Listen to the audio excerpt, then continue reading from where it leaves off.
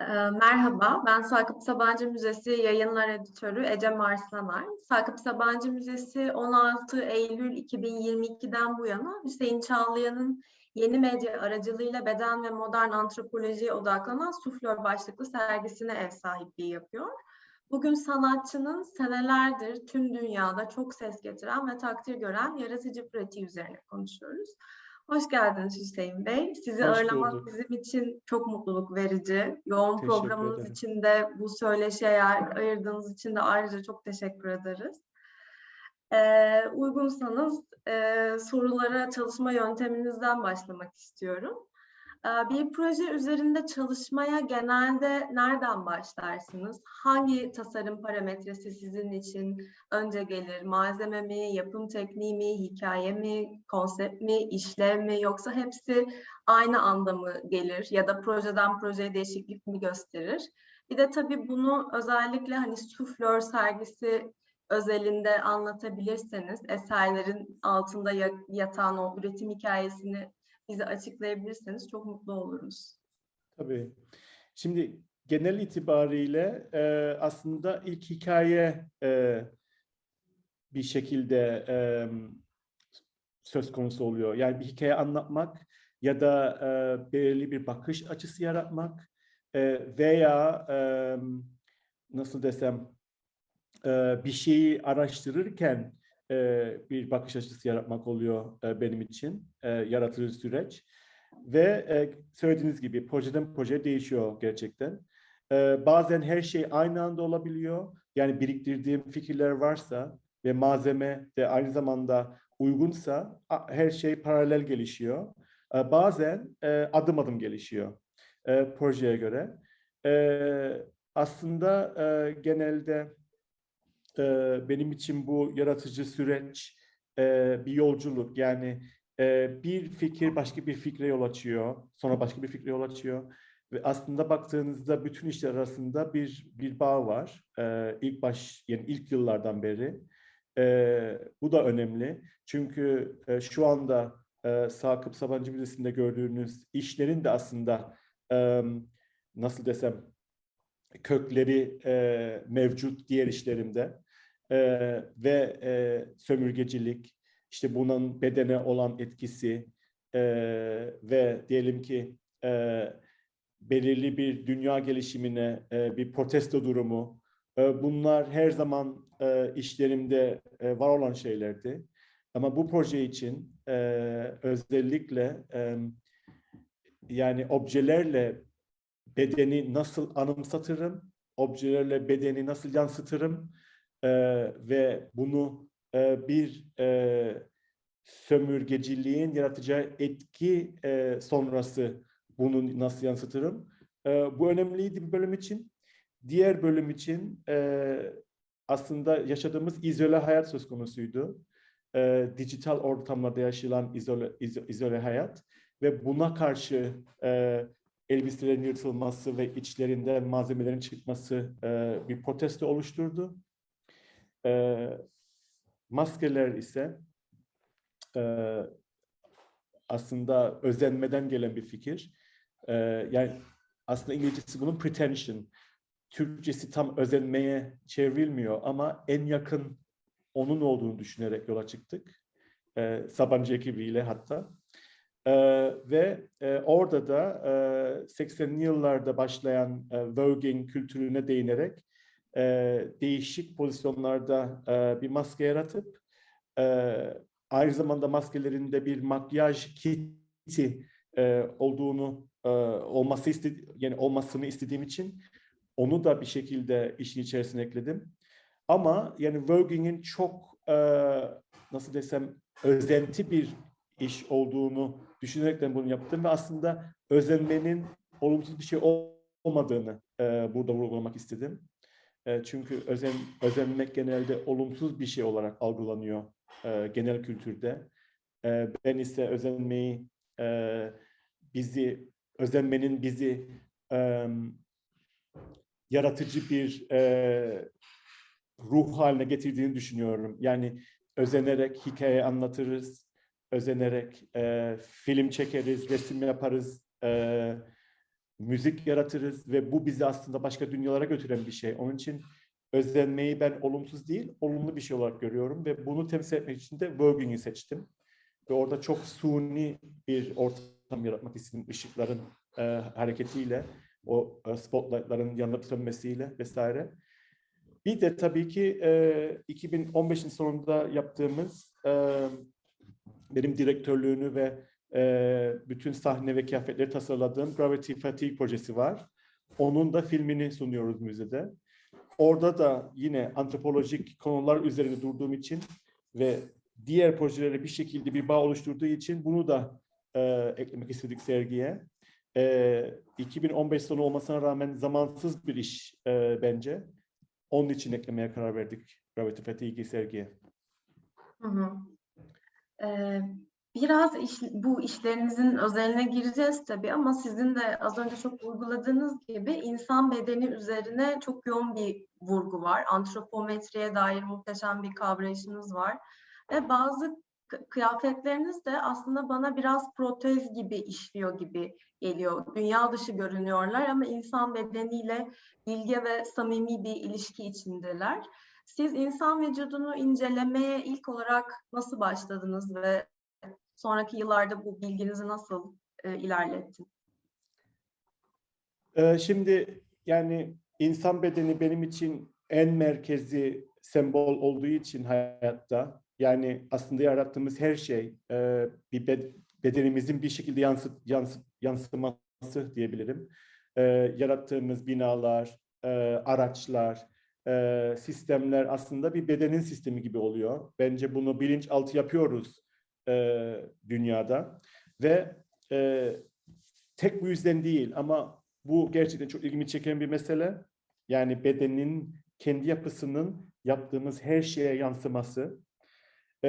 Bir de tabii ki her şeyi hayatta yani aslında insanlar için yaratıyoruz. Tabii ki hayvanlar da önemli, bitkiler de önemli, doğa da önemli. Ama sonuçta her şey kendi deneyimimiz için, hayatımızı daha iyi kılmak için yapılıyor diye düşünüyorum. Onun için beden yani doğalen benim için merkezli bir durum. Yani ve bedenle hikaye anlatmak, bedene farklı zeminler yaratmak, e, bedenle sorular sormak bana çok doğal geliyor. Hı hı. Sömürgecilik sonrası beden adlı yerleştirmenizde tariflediğiniz bu sömürgecilik sonrası beden nasıl bir beden? Onu diğer bedenlerden ayıran şey nedir? Aslında evet, sömürgecilik sonrası beden de bir protesto çalışmasıydı bir şekilde. Çünkü orada Güney Amerika'daki sömürgecilik senaryosuna baktım. Ve oradaki aslında farklı dans janrlarını inceledim. Batı'dan, yani Batı dediğim orası da Batı ama yani diyelim ki Avrupa'dan gelen sömürenlerin dans janrları bunlar ve oradaki lokallerin bu janrlara karşı yaptığı protestoyu da bir şekilde inceledim. Orada da bu hareketlere bakarak bir şekilde onları kristalize ederek bir yorum yapmak istedim. Orada da yani hem bir kodlama durumu var, bir bu dansları ve bir şekilde bunları uygulama durumu var. Ama lokallerin bir de protesto durumu var. Bu ikisinin karışımı açıkçası ilgimi çekiyor. Ve orada soyut bir şey yakaladığımı düşünüyorum. Yani bu bedenler hem çok güçlü görünüyorlar, hem orada fetiş bir durumda var. Orada bildiğiniz fetiş dikenleri ve kumaşları var. Orada çünkü güç ve güçsüzlüğü temsil eden bir durum benim için. Yani bir de onların kendi üzerlerinde yansımaları var hareket içinde. Bir de perde oluşu çok önemli malzemenin. Çünkü perde hem bir performansı düşündürüyor, hem bir performansın arkasında olmayı düşündürüyor. Yani hem sahne önü hem sahne arkasını düşündüren bir malzeme. Orada da o çelişkiyi kullanmak istedim. Yani bedenle o perdeyi büründürmek. Yani aslında hem bir performans var, hem de bir performans geri tutuluyor. Yani onun ortasında yer alan bir şey. Güç ve güçsüzlük. Aslında bu hisleri bu işlerle yakalamaya çalıştım. Tabii ki soyut bir şekilde. Hı hı. Perde demişken aslında bu farklı gerçeklik düzeylerini de çağrıştırdı bende. Sizin aslında sergide ilk girdiğiniz işiniz sahte kutlamalarda da böyle bir şey var. Hem sömürgecilik sonrası bedende hem de sahte kutlamalarda bir yansıtma durumunuz var. Ve aslında sizin yaratıcı pratiğinizin en başından beri nesnelerin zamansal boyutuna dair özgün bir yaklaşımınız var. Bu anlamda belki aklımıza ilk kinetik giysileriniz geliyor olabilir ama bu zamanın farklı katmanlarına dair merakınız bence mezuniyet projenize kadar dayanıyor. Tangent Flows isimli mezuniyet koleksiyonunuzda birkaç ay toprağın altında bekletiyorsunuz koleksiyonunuzu ve onun o toprağın altındaki çeşitli mikro aktörlerle etkileşime girip yepyeni bir biyolojik doku ve desenle ortaya çıkmasını sağlıyorsunuz.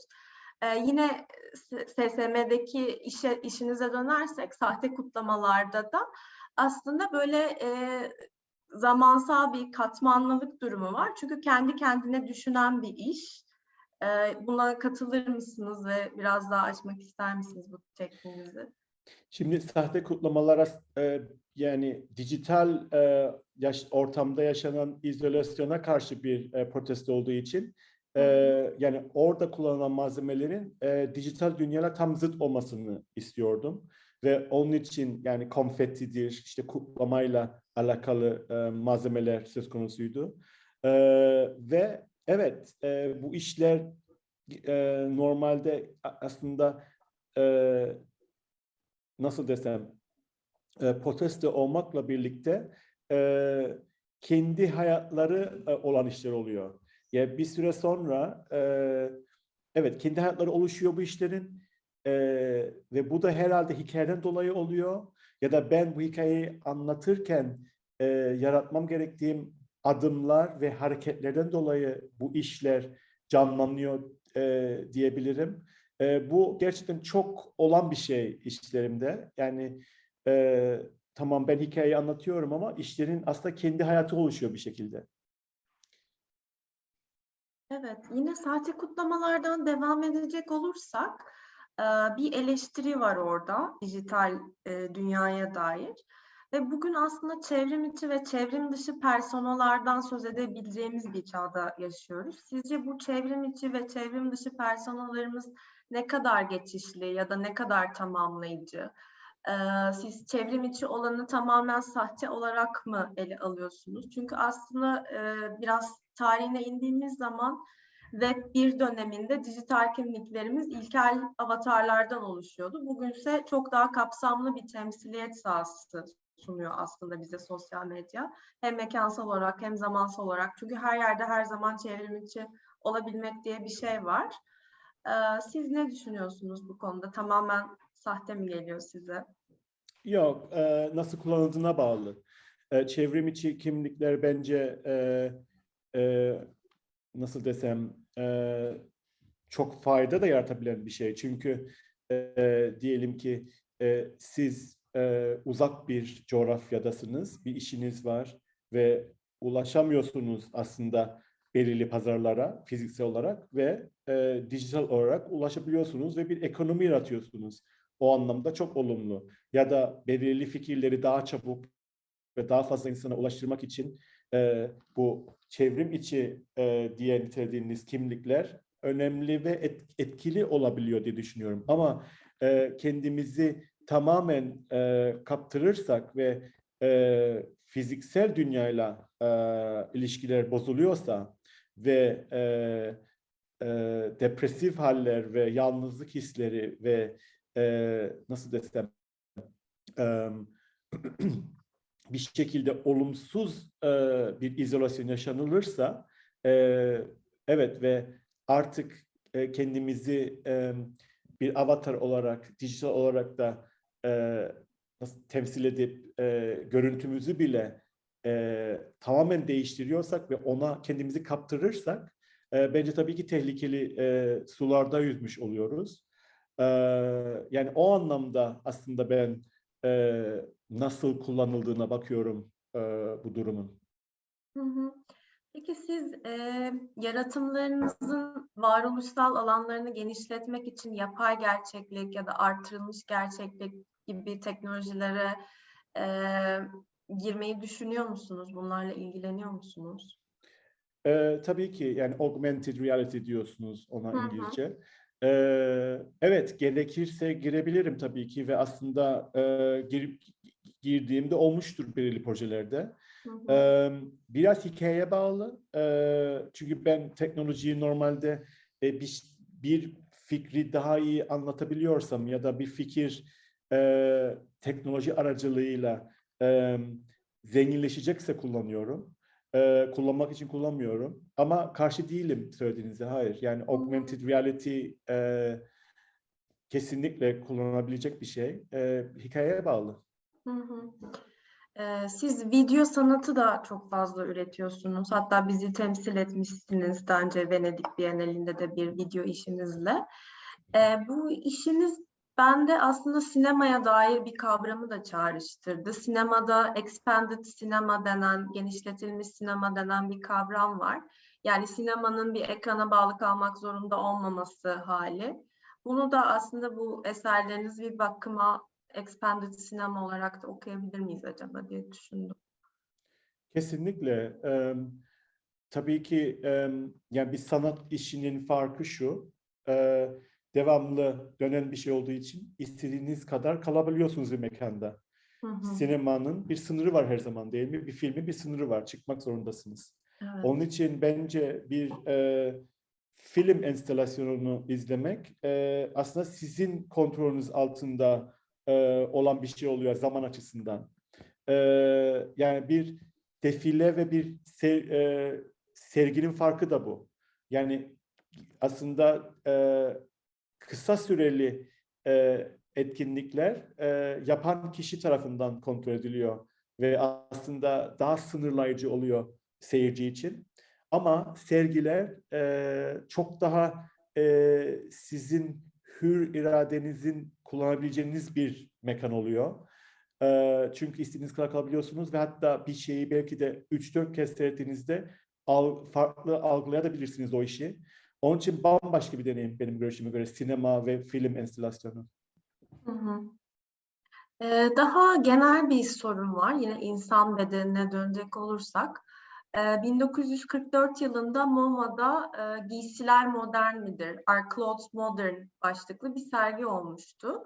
Ve bu sergide küratör Bernard Trudowski, Balzac'ın insandan daha az benzeyen hiçbir şey yoktur argümanını alıntılayarak İnsanların çağlar boyunca kendi anatomilerinden sıkıldığına dair bir yorum yapar. Örneğin Çin'deki ayak bağlama geleneğinden örnek verir ya da daha modern bir örnek olarak Oxford ayakkabısının ayağı nasıl şekillendirdiğini anlatır. Nihayetinde insanın anatomiyi sadece kendi yaratımları için bir kaçış noktası olarak gördüğünü vurgular. Siz buna katılıyor musunuz ve sizce insan anatomisinden neden sürekli sıkılıyor ve bu anatomiden kaçışın aslında işlevsel bir tarafı da var mı?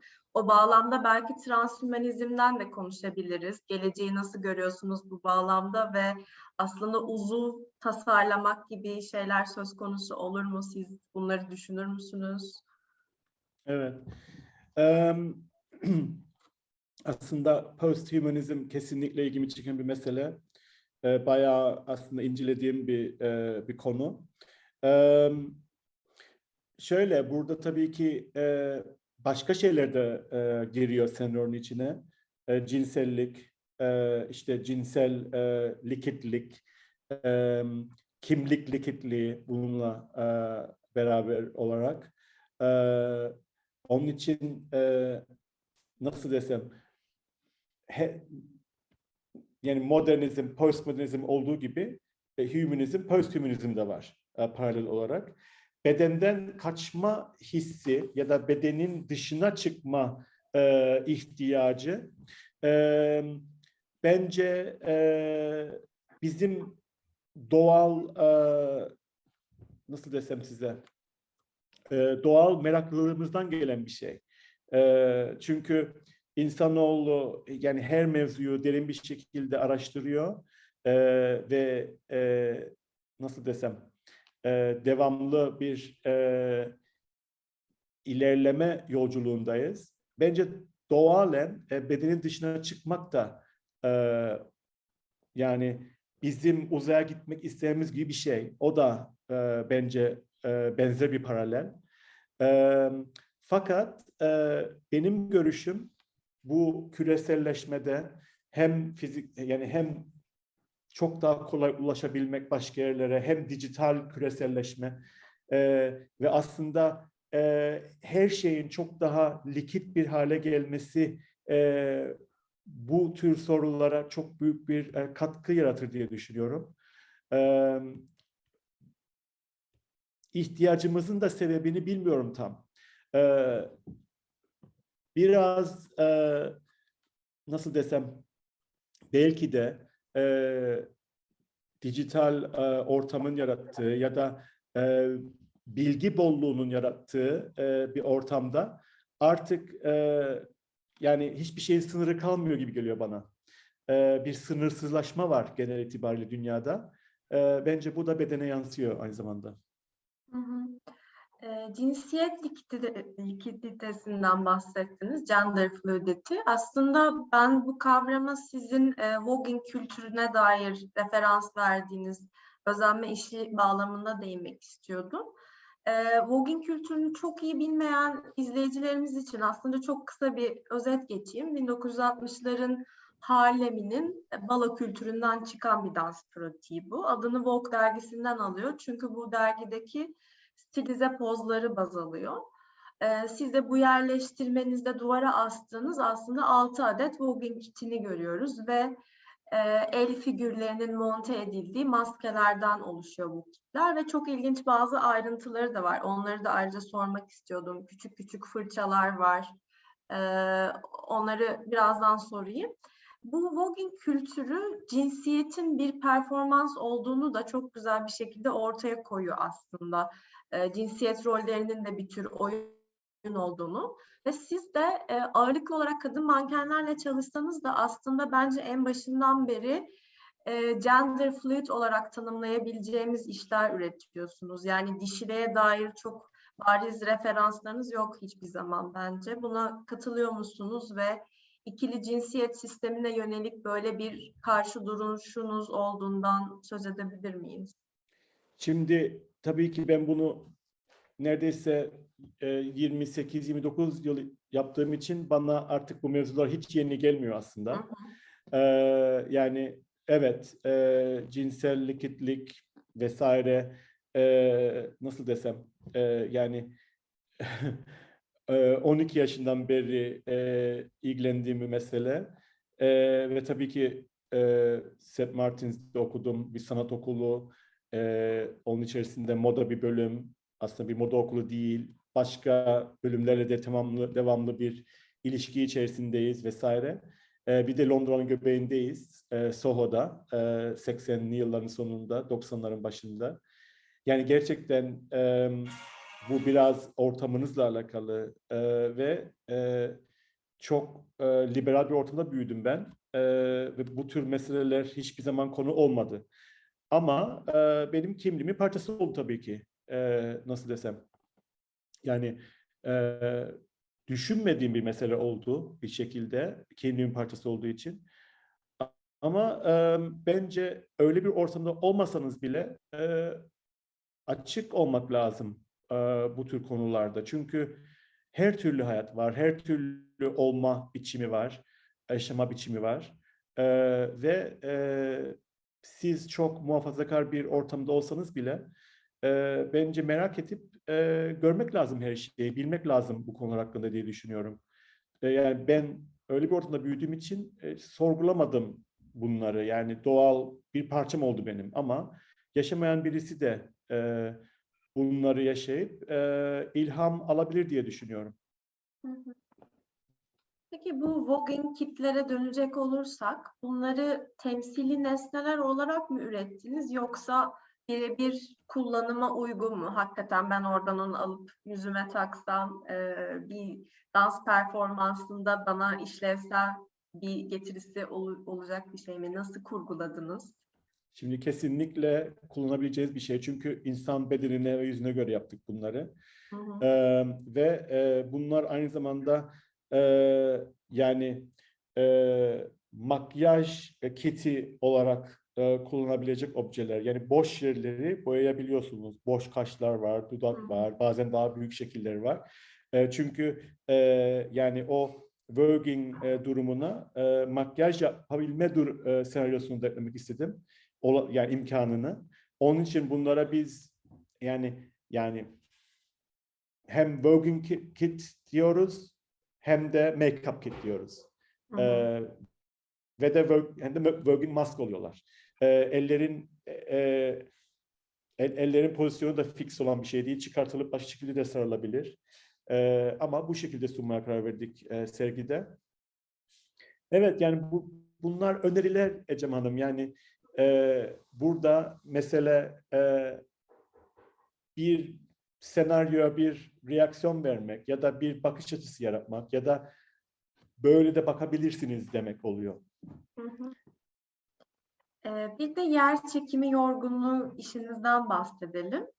Diğer aslında 3 işiniz 2022 tarihli fakat bu 2015'ten ve sahne sanatları alanında verdiğinizde ilk eser. Burada görsel dağarcığınızı ve gelişmiş becerilerinizi çağdaş dansla birleştiriyor ve çok katmanlı ve kapsamlı büyük bir prodüksiyon ortaya koyuyorsunuz. Bu benim aklıma Richard Wagner'in popülerleştirdiği bir estetik terim olan Gesamtkunstwerk'i getirdi. Türkçe'de topyekün sanat olarak geçiyor. Wagner'e göre opera topyekün sanattır çünkü farklı sanat dallarını barındırıyordu. Bu topyekün sanat üretmek sizin için bir ideal miydi? Bunu sanatsal pratiğinizde ulaşılması gereken bir zirve noktası olarak gördünüz mü? Ya da zirvelere inanır mısınız diyelim genel olarak ve o çizgisel ilerleme hem genel olarak hem de sizin sanatsal pratiğinizde evrimsel bir sürecin olduğunu düşünüyor musunuz? Hep daha iyiye ulaşmak diye bir şey var mı sizce? Hı hı. Şimdi evrimsel süreç var mı yok mu onu düşünerek girmedik bu projeye. Yani aslında benim dünyamı diyeyim size bir performans olarak sunmak istedim. Ve normalde aslında böyle projeler koreograflara verilen projelerdir. Ben koreograf değilim ama bir sanatçıyım, tasarımcıyım, aynı zamanda bir direktörüm vesaire. Ve burada Sadler Wells'in baş kişisi Alistair Spaulding böyle bir projeye geldi. Böyle bir projeyi bana teklif etti ve çok büyük bir memnuniyetle de kabul ettim bunu. Çünkü diğer işlerim de aslında çok yatkındı böyle bir proje yapmaya. Çünkü diğer filmlerim de, enstalasyonlarım da hep performansla bağlantılı olduğu için bana böyle bir teklifi kabul etmek çok doğal geldi. Evet, yani bütün işlemin sentezi diyebiliriz performans olarak o zamana kadar tabii ki. Ee, evet, benim için çok zor bir projeydi. Neredeyse 3 yılımızı aldı yani başından sonuna kadar. Ve burada kıyafetin ve mekanın nasıl bir harekete yol açacağı söz konusuydu. Ya da e, o vereceği reaksiyon söz konusuydu bedenin kıyafet ve mekan aracılığıyla. Onun için e, tasarım ve tasarımın sağlayacağı hareket ve performans çok önemli bir parçasıydı işin. Bir de mekanların işte yerin bazı yerlerde daha nasıl desem esnek olması, bazı yerlere daha sert olması ve onun yaratacağı çelişki o önemliydi. Mesela bir zeminde bakıyorsunuz ki yani dümdüz normal bir mekan var ama aynı zeminin başka bir kısmı gözle gözükmese bile daha esnek bir zemin ve oradaki hareketin farklılığı mesela performansa çıkıyor. Ama siz bunu bilmezseniz belki nasıl olduğunu anlamayabilirsiniz. Çünkü burada benim tabii ki bir şeyi algılama da e, önemli. Ve nasıl algılıyorsunuz bir senaryoyu? E, Yani bilmiyorsanız nasıl yapıldığını. Gerçekten evet, benim için önemli bir hayat projesi diyebilirim. Ama o günden bugüne tabii ki bambaşka işler yapıldı. Bir performans yapacak olsam tekrar yeni işlerle bambaşka bir iş çıkar. Her zaman farklı disiplinlerden çok sayıda değerli isimle çalıştınız. Mühendisler, biyologlar da var. Ve yerçekimi yorgunluğu gerçekten çok büyük bir proje. Bu anlamda işbirlikleri sizin için daha zor oldu mu?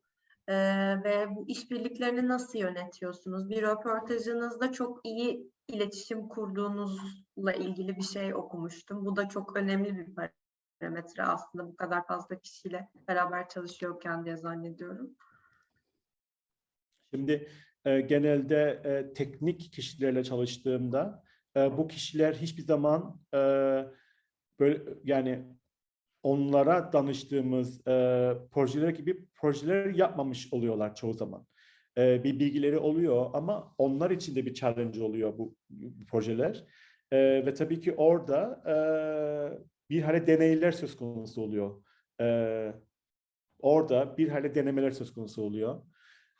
Ve e, e, gerçekten hiçbir şey anında olmuyor. Uzun bir zaman alıyor.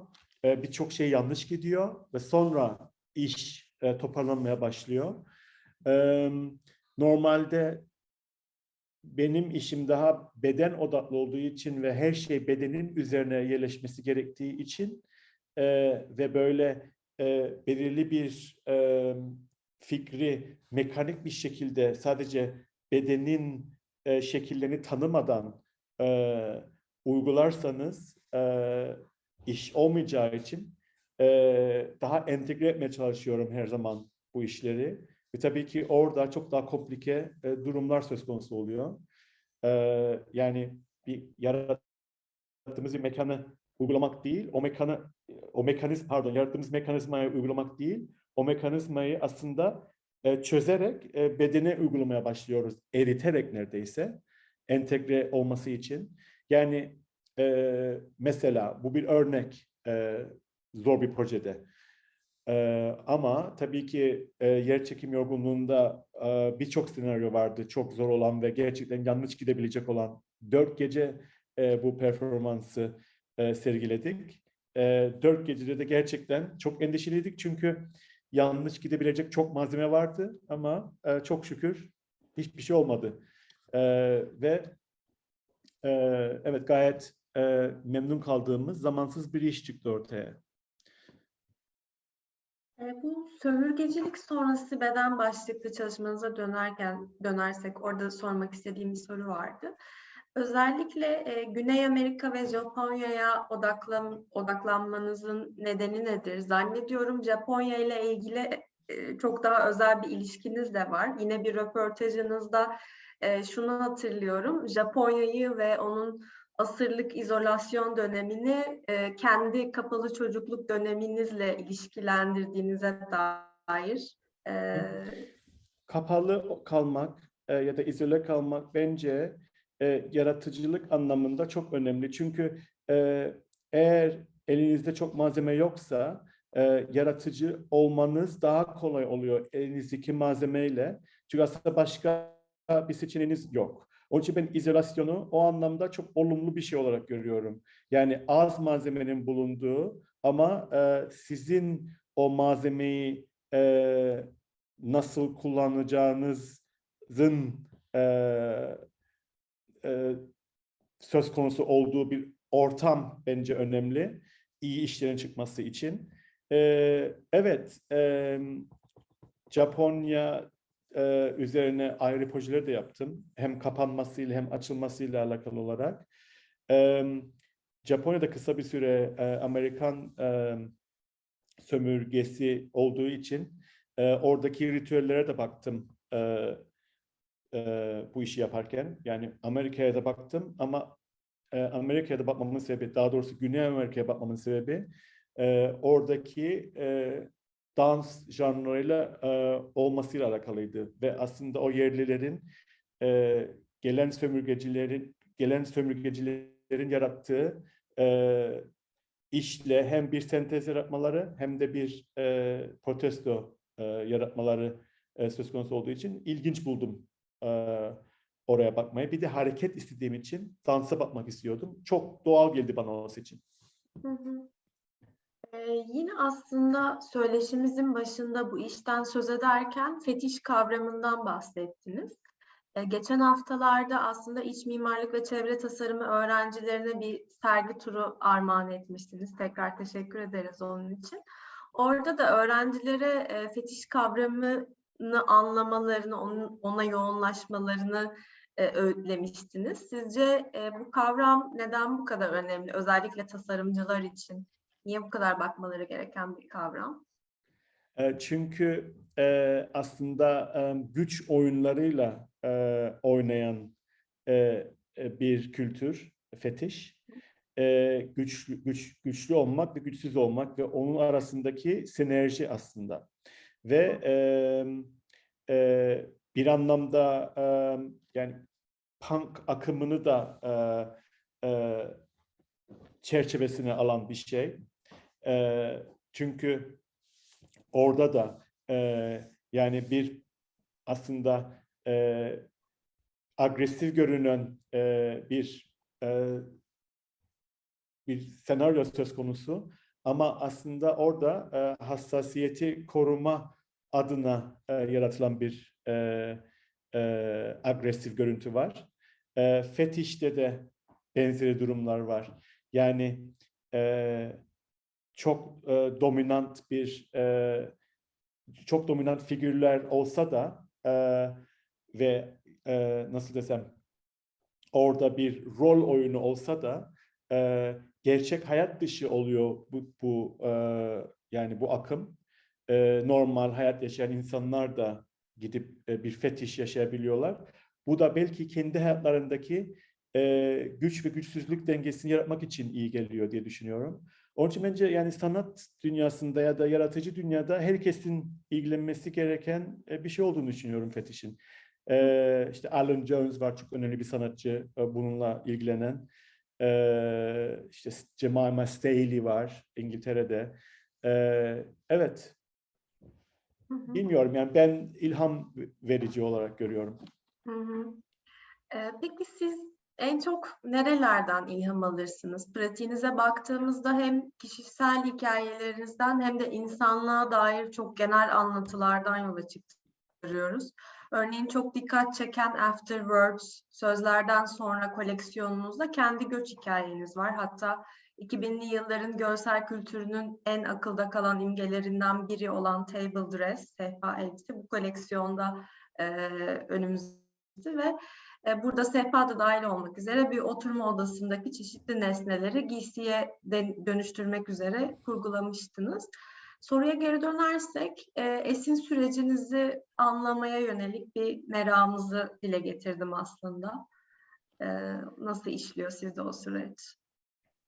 Çok değişiyor.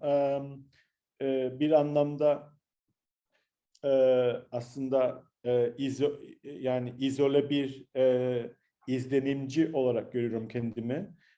Bu insanlar arasında konuşma olabilir, beden dili olabilir.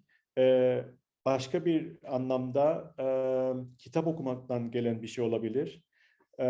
Veya seyrettiğim bir film olabilir. Ama genelde en fazla ilgimi çeken gerçekten modern antropoloji. Yani şu anda yaşadığımız hayat ve onun olumlu ve olumsuz tarafları, dijital dünyanın yarattığı etki, doyumsuzluk, aslında bireysel düşünmek, toplumsal yerine, kültürler arasındaki ön yargılar, bunun tarihle olan alakası, teknolojinin bunun üzerinde etkisi, birçok konu. Ve bunun bir formülü yok. Gerçekten yaratıcı insanlar formüllerle yaşamıyor. Yani her zaman insanlar soruyor, nereden alıyorsunuz? Çünkü aslında bir formül bekliyorlar. Size değinmiyorum özellikle ama bu genelde bir soru. İlham kaynağını nasıl alıyorsun? Nereden ekleniyorsun? Gerçekten yani herhalde yaratıcı insanlar daha soyut düşünüyor diye düşünüyorum. Ve yani herhalde yaratıcı bir yolculukta olduklarını düşünüyorum. Kendilerinin de çok iyi bir şekilde ifade edemeyeceği. Hı hı. Yine antropoloji demişken ilk mezuniyet projenize dönerek aslında ilginç bir sorun var. Burada gömme ve dirilişin ritüelleşmesini ele alıyorsunuz. Şu anda mevcut teknolojiler ölü bedeni saklamak için birçok ilgi çekici seçenek sunuyor. Mesela alkali hidroliz gibi işlemler var ya da biyolojik olarak parçalanabilen ölü kapsülleri ve insanların küllerinden yapılmış elmas yüzükler gibi ilginç ürünler var. Bizim SSM'de ağırlama şansı bulduğumuz sanatçı Marina Abramovich'in de cenazesine yönelik böyle onu son performans eseri olarak planladığına dair bir açıklaması var.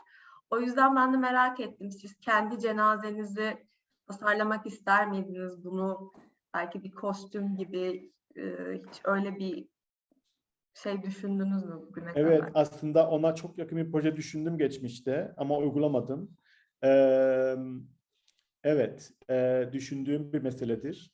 Ee, Ama yani ölümün aslında hayatın bir parçası olduğunu düşünüyorum. Yani ölüm sonu değil bir olayın. Başka bir boyut ama bir çember halinde olduğunu düşünüyorum her şeyin. Çünkü belki bir şey öldüğünde başka bir şey yol açar ya da hiçbir şey olur gerçekten bilmiyoruz. Kimsemiz gidip geri gelmediğimiz için hep bunlar tahmini şeyler.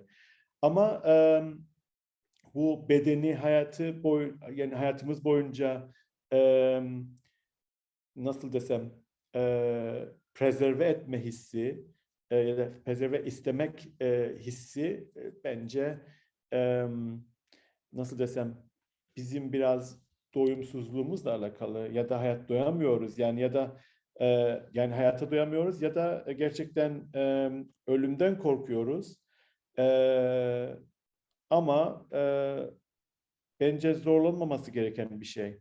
Bu demek değildir ki bu konular hakkında sanat işleri çıkaramayız ya da bunu sorgulayamayız ama bu bedenin sonsuz devamı fikri iyi şeylere yol açmayacak diye düşünüyorum. Hı hı. Peki sizce tasarım hep geleceğe bakan bir şey midir? Beatrice Colomino ve Mark Wigley tasarımın arkeolojinin ters işlemi olduğunu söylüyor. Arkeoloji olası geçmişleri korumaya çalışırken tasarımda tüm olası gelecekler için ileri bakıyor diye bir argümanları var. Sizce sizin pratiğinizde hep gelecek var ama genel olarak da tasarımı içkin bir şey mi bu sürekli geleceğe bakıyor olmak acaba? Aslında geleceğe bakmaktansa sadece zamansızlık bence daha ilginç. Yani bir işin ya da bir düşüncenin zamansız olması bana daha cazip geliyor. Tabii ki zamansız olması demek tabii ki geleceği de kapsıyor. Çünkü yani benim temennim yani gerçekten yaptığım işlerin 30, 40, 50, 100 yıl sonra da hala güçlü gözükmesi ve başka jenerasyonların da ilham duyacağı işlerin olması. E, Ama evet, gelecek nedir ki? Yani yaşadığımız her an bir gelecek zaten. Her saniye bir gelecek değil mi? Yani şu anda bile konuşuyoruz. Saniyeler geçiyor Hı hı. ve devamlı ilerliyoruz. Yani aslında bu zaman anlayışı ve zamana karşı olan zamanla ilgili düşüncelerimiz çok bireysel ve aslında belki de tahmin ettiğimizden e, çok daha kalıplaşmış bir şey. Ama bence zaman çok likit bir şey aslında. E, Yani gerçekten e, bir koku duyup başka bir zamana gidebiliyorsunuz 30 yıl önceye. Hı hı. E, Belki de bizim zaman anlayışımız saatler olmasa, saniyeler sayılmasa çok daha farklı bir şey olur. Hı hı. Yani deneyimle belki de ölçülen bir şey olur.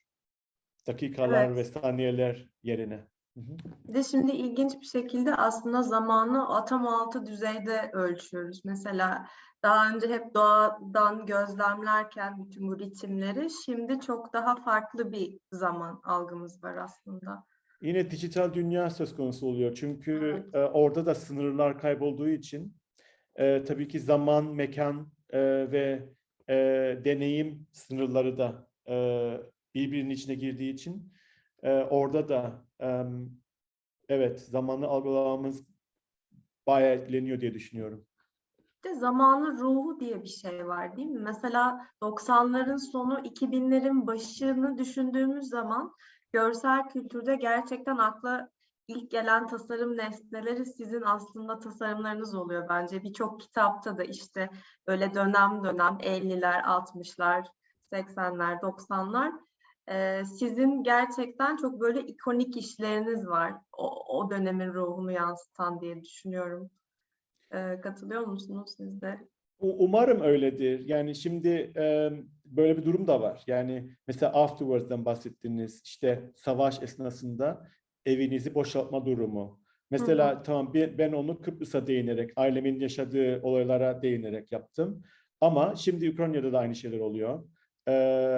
Yani pek de aslında uzak bir zaman değil ama e, nasıl desem belki bazı dualar ya da bazı fikirler, çünkü ben fikirleri de dua gibi görüyorum aslında.